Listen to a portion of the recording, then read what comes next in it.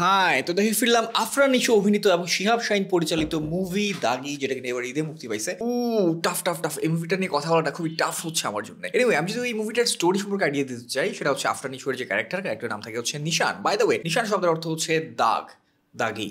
So নামের চয়েসটা খুব good, ভালো লাগছে। এনিওয়ে, যেটা বলতে নিছিলাম সেটা হচ্ছে স্টোরিটা হচ্ছে এরকম। আফরান নিশোর যে ক্যারেক্টার নিশান, সে হচ্ছে একটা ক্রাইম করে এবং ক্রাইমের জন্য সে জেল খাটে। এটা ট্রেলারেই আছে, এটা আমি কোনো স্পয়লার দিচ্ছি না। সো জেল থেকে বের হয়ে আসার পর সামাজিক প্রেক্ষাপটে বা হচ্ছে আমাদের বাংলাদেশের সমাজের কথা যদি চিন্তা করেন, যে সামাজিকভাবে মানে মানুষ তাকে কিভাবে দেখতেছে বা কিভাবে অ্যাকসেপ্ট করতেছে, এটা নিয়ে হচ্ছে মুভির স্টোরি। এবং এই যে জেল খাটার ফলে তার ব্যক্তিগত জীবনে কতটা ইফেক্ট পড়ে এই ব্যাপারটা, সেটা হোক তার লাভ লাইফ, সেটা হোক তার ফ্যামিলির লাইফ, ফ্যামিলি বলতে বাবা মার কথা বুঝে গেছি। সো ওভারঅল তার লাইফে কতটা ইম্প্যাক্ট পড়ছে এই জেল খাটার কারণে, সেটা নিয়ে হচ্ছে এই মুভির স্টোরি। এবং আপনি বলতে পারেন এটা হচ্ছে একটা রিডেমশন স্টোরি। মুভির স্টোরি বা প্লট মূলত এইটাই। এরপরে হচ্ছে শাখা প্রশাখা বা আরো, মানে ওটা তো মুভি দেখলে হলে দেখলে বুঝবেন। এনিওয়ে, এবার আসি হচ্ছে একে করে যদি আমি যাই, প্রথমত আসি হচ্ছে অভিনয়। ভাই, অভিনয়ের দিক থেকে আমি যে শুধুমাত্র আফরান নিশোর কথাই বলবো তা না, এই মুভির মোটামুটি লিড ক্যারেক্টার যারা ছিল সবাই ভাই খুব চমৎকার অভিনয় করছে। আফরান নিশোকে দেখে মনে হচ্ছিল যে সে সত্যি সত্যি জেল খেটে বের হয়েছে, মনে হচ্ছিল সে একদম ক্যারেক্টারে ঢুকে গেছে। খুবই চমৎকার অভিনয় করছে ভাই, খুবই চমৎকার। মানে অভিনয়ের দিক থেকে এই মুভিতে কোনো খামতি নাই। আচ্ছা লুক, আরেকটা ব্যাপার আমার মনে হয়, আমি যে ব্যাপারটা নিয়ে আমি যদিও শেষে কথা বলতে চাইছিলাম, এটা আমার শুরুতেই বলে নেওয়া উচিত, কারণ হচ্ছে অনেকেই আমার ভিডিও দেখে ডিসিশন নেয় যে মুভিটা দেখবে কিনা। সো আমি ওই কথাটা আমি ফার্স্টে বলে ফেলি, যেটা আমি প্ল্যান করছিলাম শেষে বলবো। সেটা হচ্ছে এই মুভিটা আপনি দেখবেন কিনা বা আপনার ভালো লাগবে কিনা সেটা সম্পর্কে আমি আপনাকে আইডিয়া দিতে পারি। সেটা হচ্ছে এটা কমপ্লিটলি ডিফারেন্ট একটা movie rather than last year বা 2023 আফরান নিশোর যে মুভি আসছিল সুরঙ্গ ছিল কাইন্ড অফ থ্রিলার মুভি ছিল একটা। এই মুভিটা কোনো থ্রিলার মুভি না। এই মুভিতে কোনো আপনি বুঝে, আমি যদি এখন বলি ধর কি একটা মুভি দেখলাম, টুইস্ট নাই, কোনো সাসপেন্স নাই, এইসব যদি বলা স্টার্ট করি তো এই ব্যাপারটা আসলে ঠিক হবে না।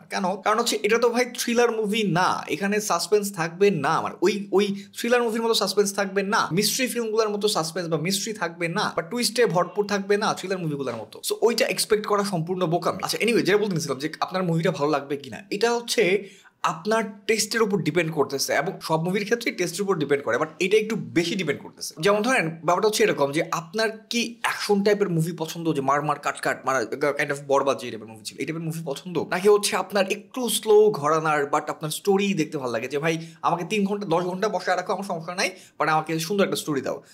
কাইন্ড অফ সিরিজগুলোতে যে ব্যাপারটা হয় যে আপনি 5 ঘন্টা বসায় রেখে আপনাকে 10টা এপিসোড দেখাবে, বাট 10টা এপিসোড খুবই আস্তে আস্তে যাবে, বাট আপনার শেষ করলে পরে আপনার ভালো লাগবে, একটা তৃপ্তি লাগবে যে না একটা কিছু দেখছি। সো এই মুভির ব্যাপারটা অনেকটা তাই।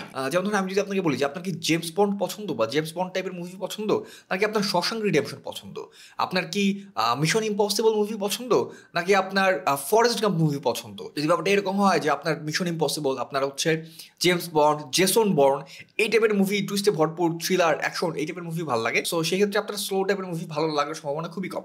অনেকের থাকে যে দুইটাই ভালো লাগতে পারে, সেটা আলাদা ব্যাপার। এটা খুবই স্লো বার্নিং একটা মুভি, খুবই টাইম নিয়ে রিডেম্পশনটা দেখানো হয়েছে, কোনো ফাস্ট যায় নাই। এটা ক্যারেক্টার ডেভেলপমেন্টের জন্য বা স্টোরিটা আপনাকে ঠিকঠাক মতো প্রেজেন্টের জন্য এটা মানে স্লোই দরকার ছিল। এটা হয়তো বা এই মুভি হয়তো ফাস্ট দেখালে ভালো লাগতো কিনা আমি I am not sure. So আরেকটা বড় কথা হচ্ছে এই মুভিটা খুবই রিয়েলিস্টিক একটা মুভি। মানে ইউজুয়ালি অ্যাকশন মুভিসগুলোতে, স্পেশালি ধরেন বরবাদের কথাই, বরবাদ মুভিটা আমার পার্সোনালি ভালো লাগছে, আমি সেটা রিভিউ দিছি। কিন্তু বরবাদ মুভিটাতে এমন প্রচুর এলিমেন্ট ছিল যেগুলো হচ্ছে অবাস্তব, আনরিয়েলিস্টিক, মানে এটা কখনো পসিবল না, মানে যেভাবে দেখাইছে। অ্যাকশন মুভিগুলোতে এটাই হয়, অনেক আনরিয়েলিস্টিক ব্যাপারই দেখায়। সো ওইটার ধরনটাই আলাদা। আবার এই মুভিটা আপনাকে এমন কিছু, not even a single moment আপনাকে দেখাবে না যেটা আনরিয়েলিস্টিক। প্রত্যেকটা মোমেন্ট, প্রত্যেকটা স্টোরির প্রত্যেকটা শাখা প্রশাখা সবগুলো বাস্তব। এক একজনের ফিল্মের স্টোরি বলার ধরন এক এক রকম থাকে। এই মুভির যিনি ডিরেক্টর শিহাব শাহিন, উনি আর কি রিয়েলিস্টিক অ্যাসপেক্ট থেকেই দেখাতে চাইছে যে একদম একজন যদি সত্যি সত্যি একজন আসামি, সে যদি হচ্ছে জেল খেটে আসে, তারপর হচ্ছে সামাজিকভাবে সে কীভাবে ট্রিটেড হবে, তাকে মানুষ কীভাবে ট্রিট করবে। সো এক্স্যাক্টলি ওইটাই আপনি দেখতে পাবেন এখানে কোনো আনরিয়েলিস্টিক কোনো কিছু না, একদম রিয়েলিস্টিক। যখন হচ্ছে কোনো মুভিতে সবকিছু রিয়েলিস্টিক রাখতে চায়, তখন হচ্ছে আপনার টুইস্টে ভরপুর জিনিসপত্র খুব বেশি রাখা পসিবল হয় না, কারণ দেখা যাচ্ছে তো রিয়েলিস্টিক জিনিসপত্র। এখন তো হিরোকে হুট করে ম্যাজিক্যাল করে কিছু দেখাইতে পারে না, বা হিরো এইটা করে ফেলতেছে ওইটা করে ফেলতেছে এরকম দেখাইতে পারবে না চাইলেও, কারণ তাদের তাদের টার্গেটে হচ্ছে তারা রিয়েলিস্টিক জিনিস দেখাবে। আমি এই জন্যই এতগুলো কথা বললাম যেন আপনার হচ্ছে মুভি দেখার সিদ্ধান্ত নিতে আপনার জন্য সুবিধা হয়। আর আমি যেটা বুঝলাম যে এই মুভিটার টার্গেট অডিয়েন্সই আলাদা। যারা ধরেন ওটিটি ফিল্ম দেখে অভ্যস্ত, ওটিটিতে সিরিজ দেখে অভ্যস্ত, এই মুভিটার যিনি ডিরেক্টর শিহাব শাহীন উনি নিজে ওটিটিতে অনেক কাজ করছে।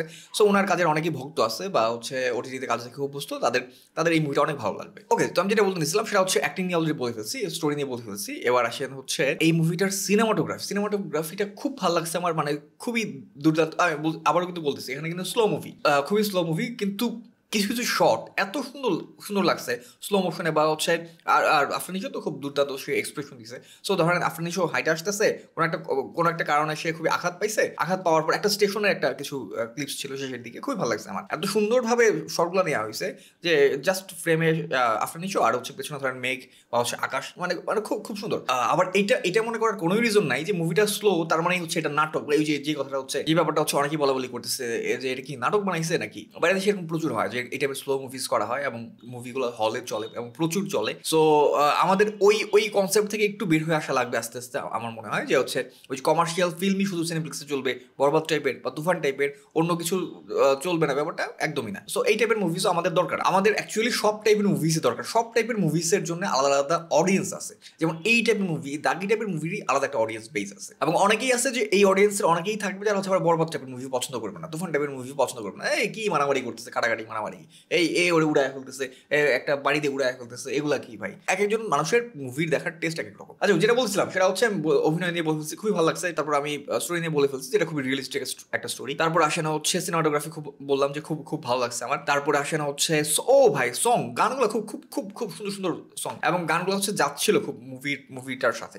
ভালো লাগতেছিল দেখে। তারপরে হচ্ছে আসেন কালার, ও ভাই কালারটা এত ভালো লাগছে আমার। আমি ভাই আমি অলওয়েজ বলতাম যে বাংলা মুভিতে কখনো যে ইন্টারন্যাশনাল টাইপের হচ্ছে কালারগুলো হবে, খুব ভালো লাগছে। এবং কালারটা হচ্ছে সুরঙ্গের ভাইব আমি পাইছি, মানে মুভির স্টোরির সাথে সুরঙ্গের স্টোরি কমপ্লিটলি ডিফারেন্ট, কিন্তু কালারের দিক থেকে আমি সুরঙ্গের সাথে কাইন্ড অফ আমার সেমই মনে হয়েছে। এবার আসেন হচ্ছে ব্যাকগ্রাউন্ড মিউজিক। ও ম্যান, যে ব্যাপারটা নিয়ে আমার আসলে বলবো কিনা আমি একটু কনফিউজ। এই ব্যাপারটা নিয়ে কনফিউজ যে এটা কি ইচ্ছাকৃতভাবে এই কাজটা করা হয়েছে নাকি ব্যাপারটাকে গুরুত্ব দেওয়া হয় না। সেটা হচ্ছে ব্যাকগ্রাউন্ড স্কোর নিয়ে বা ব্যাকগ্রাউন্ড মিউজিক নিয়ে আমার মনে হয়েছে যে আরো অনেক কাজ করা যাইতো, চাইলেই পারতো। হাতে গোনা কিছু মিউজিক এগুলাই ব্যবহার হয়েছে এবং টানা ব্যবহার হয়েছে। ধরেন একটা মিউজিক স্টার্ট হয়েছে, অনেকক্ষণ যাবত এই টাইপের একটা স্যাড মিউজিক চলতেছে, অনেকক্ষণ যাবত চলতেছে, একটা হচ্ছে ইমোশনাল মিউজিক চলতেছে, অনেকক্ষণ ধরে চলতেছে। সো দেখা গেছে যে সিচুয়েশন ডিমান্ড করতেছে যে একটু যদি মিউজিক দিয়ে একটু, মানে মিউজিক দিয়ে খেলার অনেক চান্স ছিল, অনেক স্কোপ ছিল। আপনার নিশ্চয় সেই লেভেলের অ্যাক্টিং সে ডেলিভারি দিছে, বাট মিউজিক দিয়ে আমার মনে হয়েছে আরেকটু অনেক কিছু করা যেত। ব্যাকগ্রাউন্ড মিউজিক নিয়ে খেলার ব্যাপারটা এক্সট্রা ব্যাপার। ব্যাকগ্রাউন্ড মিউজিকের খেলাটা পাইছিলাম আমি হচ্ছে সুরঙ্গতে। ভাই সুরঙ্গের যে ব্যাকগ্রাউন্ড মিউজিক, এই ভাই কি যে চেঞ্জেস, এত জোস লাগছিল। স্পেশালি ওই সুরঙ্গ থেকে যখন ওঠে ভাই, ওই টাইপের কি যে মিউজিক করছিল। কিন্তু এটাতে খুব সুন্দর সুন্দর দৃশ্যও ছিল, যে একটু বললাম সিনেমাটোগ্রাফি খুব ভালো ছিল। সো ব্যাকগ্রাউন্ড মিউজিক নিয়ে সেই করা যেত। স্লো মুভি দেখতে আপনার যদি কোনো প্যারা না থাকে আপনি মুভি দেখতে পারেন। আর যে টুইস্টে ভরপুর টানটান উত্তেজনা এগুলো কিছুই পাবেন না, বা অ্যাকশন মারপিট এগুলো কিছুই পাবেন না। সো একটা ব্যাপার বলতে ভুলে গেছিল, এই মুভিতে হচ্ছে সুনাইরা বিনতে কামাল আছে, এবং সুনাইরা বিনতে কামালের সাথে হচ্ছে আফরান নিশোর খুব ছোট্ট পার্ট ছিল। তাদের মধ্যকার কনভারসেশন বলেন বা তাদের মধ্যকার টাইমগুলো খুব কম সময় ছিল, বাট এত সুন্দর লাগছে আমার দুজনের কনভারসেশন বা কমিউনিকেশনটা আমার খুব ভালো লাগছে। ও আচ্ছা, আরেকটা কথা না বলি না, সেটা একটা বাচ্চা মেয়ে অভিনয় করছে। মেয়েটা এত ন্যাচারাল মনে হয়েছে আমার, মেয়েটার কথাবার্তা বা অ্যাক্টিং তো না মনে হয়েছে সে ন্যাচারাল।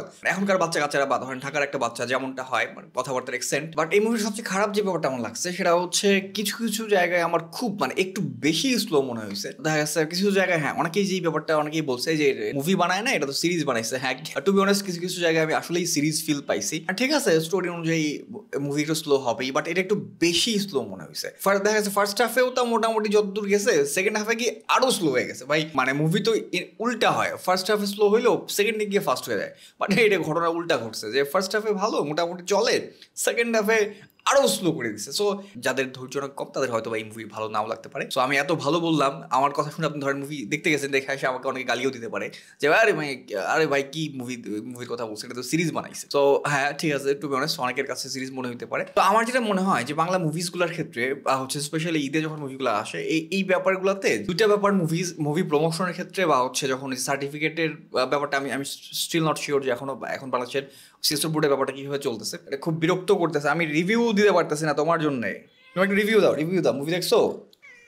তোমার নিয়ে একদম মুভি দেখতে যাবো। সো আমার যেটা মনে হয় যে প্রমোশনের টাইমে দুইটা ব্যাপার ক্লিয়ারলি মেনশন করা উচিত মুভি সংশ্লিষ্ট যারা থাকে তাদের। সেটা হচ্ছে এক, যে মুভির জনরাটা কোনটা, কোন জনরা এটা। সেকেন্ড হচ্ছে মুভির হচ্ছে গ্রেড, যে হচ্ছে এটাতে কিছু এমন দৃশ্য আছে এই এইজের ওরা যেন না দেখে। সো মানুষজন একটা ক্লিয়ারলি ধারণা পায় যে আচ্ছা এখানে এই টাইপের কোনো একটা দৃশ্য হয়তো বা আছে, সো আমরা ফ্যামিলি নিয়ে না যাই, বা হচ্ছে আমরা বাচ্চা কাচ্চা নিয়ে না চাই। সো এই ব্যাপারগুলো আমার মনে হয় যে মুভিসগুলোর ক্ষেত্রে একটু ক্লিয়ারলি মেনশন করা উচিত। বিভিন্ন ইন্টারভিউ ভাইরাল হয়, যেমন হচ্ছে যখন সুড়ঙ্গ মুভিতেও কিন্তু এই টাইপের একটা ঘটনা ঘটছিল যে অনেকে মুভি থেকে বের হয়ে আসে বলতেছে হ্যাঁ এটা তো অশ্লীল মুভি, কি অশ্লীল দৃশ্য, কিন্তু ওই মুভিটা এরকম ছিল যে এই টাইপের দৃশ্য স্টোরি ডিমান্ড করে। সো এই ছিল দাগি নিয়ে আমার কথাবার্তা। আপনারাও আপনাদের অপিনিয়ন জানাতে পারেন যে আপনার কেমন লাগলো যদি দেখে থাকেন দাগি। আর হচ্ছে আর কোনো মুভি রিভিউ দিব এই ঈদের, আর যে দুই একটা মুভি আছে ওগুলা রিভিউ কি আমি জানি না আপনারা এক্সপেক্ট করতেছেন কিনা। যদি এক্সপেক্ট করেন আরো মুভিজ, আমি মোটামুটি আজকে সহ 3টা মুভি রিভিউ দিয়ে দিলাম, যে 3টা মুভি হচ্ছে প্রাইম, যেগুলো নিয়ে আলোচনা সবচেয়ে বেশি হচ্ছে। সো বাকিগুলো রিভিউ যদি চান আমাকে একটু বলে দেবেন।